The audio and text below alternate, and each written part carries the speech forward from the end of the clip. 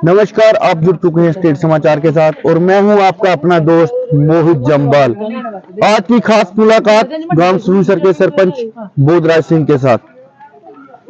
Sir, आपके यहाँ पर एक हाई सेकेंडरी स्कूल है और सुनने में ये भी आया है वहाँ पर बच्चों को पढ़ने के लिए पूरे विषय नहीं है, यहाँ पर मेडिकल सब्जेक्ट ही नहीं है।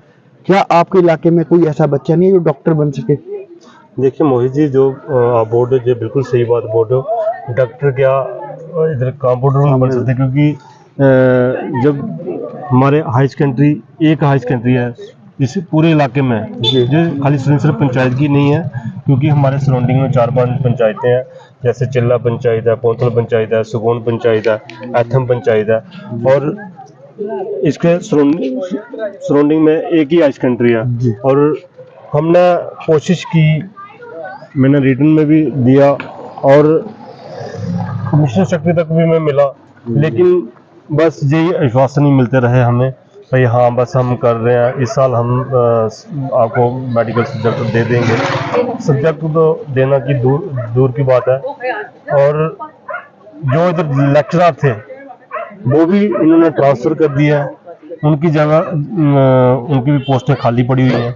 और अभी प्रिंसिपल साहब क्या कर रहे हैं कि कुछ स्कूलों से टीचर बुलाकर ये अपना स्कूल चला रहे हैं। मैं आपके माध्यम से रिक्वेस्ट करता हूँ कि और इधर एक तो जो पोस्टें हैं वो फिल करें, दूसरा नंबर मेडिकल सब्जेक्ट का भी कुछ करें, क्योंकि हमारे बच्चे भी जो डॉक्टर बन सकें। सरपंच साहब, पिछले दिनों बैक टू विलेज प्रोग्राम हुए थे यहाँ पर। सुनीसर की डेवलपमेंट के लिए आपने क्या मुद्दे रखे थे और उनमें से कितने पूरे हो पाए हैं? देखिए मोहित जी, जो बैक टू विलेज की बात कर रहे हैं आप, ये चौथा बैक टू विलेज था, क्योंकि बैक टू विलेज में जितने भी काम लिखे जाते हैं उतने होते तो नहीं हैं, क्योंकि इन्होंने 2 बैक टू विलेज में हमें 10-10 लाख रुपया दिया, और एक जो 10 लाख रुपया जो फर्स्ट बैक टू विलेज था, हमने प्ले फील्ड रखा था, और वो लैंड की वजह से प्ले फील्ड नहीं बन पाया, क्योंकि जितनी भी हम जो हमारा जो एरिया है, जो वाइल्ड लाइफ सेंचुरी के अंदर आता है, और वाइल्ड लाइफ की वजह से हमें काम करने में भी थोड़ी प्रॉब्लम है, क्योंकि उनकी परमिशन नहीं मिलती है।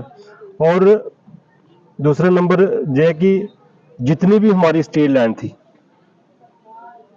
उस पे शिकारका की एंट्री है, और इसलिए क्योंकि कोई भी काम करवाना हो, कोई भी अगर सरकारी बिल्डिंग बनानी हो, सरकारी कोई भी कुछ भी बनाना हो, हमारे पास लैंड अवेलेबल नहीं है, तो इतना बड़ा कोई जिम्मेदार भी नहीं है जो कोई डोनेट करे। तो पिछले दिनों हमने एक डिवीजन कमिश्नर साहब को एक लेटर दिया था, क्योंकि हमारे एक नीचे इधर लैंड है 855 कनाल ज़मीन है, वो उसका खसरा नंबर भी मेरे पास नकली नुकले पड़ी हुई हैं, तो वो दिया था, तो कि वो वाइल्ड लाइफ से कोई 100-200 कनाल ज़मीन लाड़ करवाएं, और जितनी भी सर के सरकारी दायरे में जो ऑफिस आते हैं वो उधर बन सकते हैं। जैसे हमारे ग्रिड स्टेशन का मसला रुका हुआ है, तो वो भी बन सकता है। तो दूसरा नंबर, इतना बड़ा एरिया है जी सरपंच साहब। मानसर से लेकर सिदरा तक 40 किलोमीटर रोड है, और हेल्थ की फैसिलिटी कोई भी नहीं है, क्योंकि छोटे मोटे सब सेंटर हैं, जैसे सुगौन में सब सेंटर है, एथम में है, लेकिन सुरेंसर एक सेंटर प्लेस है, एक पिकनिक स्पॉट है। लेकिन बड़ी शर्म से कहना पड़ता है हमें, और बड़ी अफसोस की बात है, क्योंकि बड़े बड़े दावे करती है सरकारें, हम ये कर रहे हैं वो कर रहे हैं, लेकिन सुरेंसर का एक नाम है जी। रामसर साइड है, लेकिन बड़े अफसोस से कहना पड़ता है कि इधर एक पीएससी तक नहीं है, और बड़ी देर से हम डिमांड कर रहे हैं, और पहले भी लोगों ने बड़ी बार डिमांड की, और मौके पे इधर एलजी साहब आए थे, मैंने एक उनको मेमोरेंडम दिया था, उस पर हमारी 11 डिमांडें थी। पहला प्राइमरी हेल्थ सेंटर, दूसरा एटीएम, जेके बैंक की ब्रांच, क्योंकि जो ब्रांच की मैं बात कर रहा हूँ, जैसे बिजली का बिल अगर 50 रुपये बिल आता है, वो हमें बिल जमा करवाना जाना पड़ता है मनवाल में, और एक तो दिहाड़ी टूटती है पूरी, दूसरा नंबर किराया भी लगता है, इतना बिल नहीं होता है, उससे डबल किराया लगता है। और मेरे कहने का मतलब यह है कि ऑनलाइन सिस्टम भी अगर गवर्नमेंट ने कर दिया, और कुछ लोग गांव में इतने ज़्यादा पढ़े लिखे नहीं हैं, वो ऑनलाइन सर्विस का फ़ायदा नहीं ले सकते। और मैं आपके माध्यम से रिक्वेस्ट करता हूँ, और जेके बैंक और ब्रांच, एटीएम प्लस पीएससी, और इसका कुछ ना कुछ करें। जैसे आपने पिछले दिन देखा, 2-3 दिन पहले एक एक्सीडेंट हुआ, तो बड़ी मुश्किल से हमने लोगों को जीएमसी लेके गए, और हमारे पास अगर हेल्थ फैसिलिटी होती तो कुछ लोग इधर भी ठीक हो सकते थे, उनका इधर भी ट्रीटमेंट हो सकता था।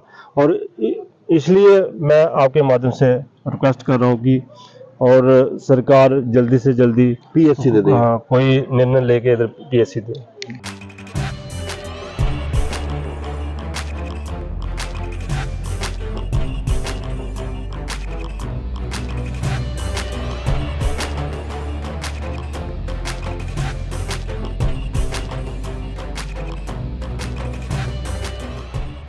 यहाँ लोगों की इस झील के साथ आस्था जुड़ी हुई है। आप गांव के सरपंच हैं। सरपंच बनने के बाद आपने इस झील के लिए क्या किया? जो लेक की बात कर रहे हो, सुरिंसर की डेवलपमेंट की बात कर रहे हो, मुझे 4 साल हुए सरपंच बने हुए। देखिए, सुरिंसर पहले तो बोटिंग भी नहीं थी, हमने जो कोशिश की, और मैं धन्यवाद करता हूँ वाइल्ड लाइफ डिपार्टमेंट का, उन्होंने 6 बोटों की परमिशन दी थी, और उसके बाद इन्होंने नोटिफिकेशन निकाली टूरिज़्म डिपार्टमेंट ने, तो उसमें से 4 बोटें अभी लॉट हैं, 2 बोटें जो बैलेंस हैं। उसमें से भी एक बोट जो अभी जिसको मिली थी उसकी गवर्नमेंट जॉब लग गई है, वो अभी बंद पड़ी हुई है। बाकी हमने कोशिश की भी है, आगे कर भी रहे हैं, क्योंकि जो सुरिंसर लेक की जो गंदगी है उसको कैसे हम रोकें। हमने 2-3 टेंडर लगवाए हैं। एक तो जो मल्ला तेलियां है, उसका जो ड्रेन है वो झील के अंदर आता था, उसका भी टेंडर लगा हुआ, वो बाहर निकालने के लिए। उसके बाद एक टेंडर और लगाया था हमने फुटपाथ के साथ, वाइल्ड लाइफ से ही एक ड्रेन बननी थी, जो गंदा पानी झील में ना जाए, वो सीधा आउटलेट जो झील का है उधर निकलना था। लेकिन हमारी बदकिस्मती ये है कि क्योंकि ये पोर्शन साइडों से कुछ एरिया सिंक होना शुरू हो गया, उसकी वजह से अभी वो देख रहे हैं, अभी उसका उन्होंने टेंडर नहीं लगाया है। और उसके अलावा और भी जो सराउंडिंग झील के घर हैं और उनकी कोई गंदगी है या कोई गंदा पानी है, उनके लिए भी वाइल्ड लाइफ डिपार्टमेंट ने पिछले साल जो 7 सोके पिट बनवाए, और इस साल हम नरेगा में भी बना रहे हैं।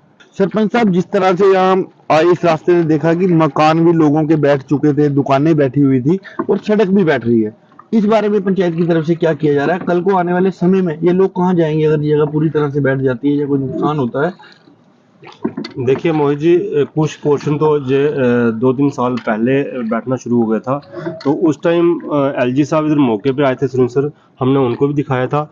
जो अभी इस साल रिसेंटली महीने 2 महीने जो बरसात में जो बैठा है, तो हम तुरंत उसी टाइम हमने रिटर्न में एक रिप्रेजेंटेशन बनवाई और डीसी मैम को दी, डिवीजन कमिश्नर को दी, और उसके बाद डीसी मैम ने तुरंत उसी टाइम विजिट भी किया 1-2 दिन के बाद, और हमें आश्वासन दिया था कि जो मंदिर वाली साइड ये घरों के साथ जो एरिया सिंक हो रहा है, और इसका हम इमीडिएटली डीपीआर बनवा के इसका जल्दी से जल्दी टेंडर लगवाते हैं।